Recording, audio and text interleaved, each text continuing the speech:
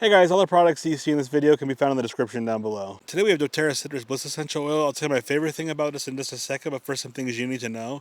First of all, guys, this is 15 milliliters, so that's about 250 drops of essential oil. It's going to last a very long time. As far as this one goes, guys, this is probably my favorite scent of all essential oils as far as just the scent of it goes. Why I say that is it kind of smells like a giant orange creamsicle just fell out of the sky, landed in the middle of your city, and now your whole entire city just smells like orange creamsicles. It's just an amazing scent.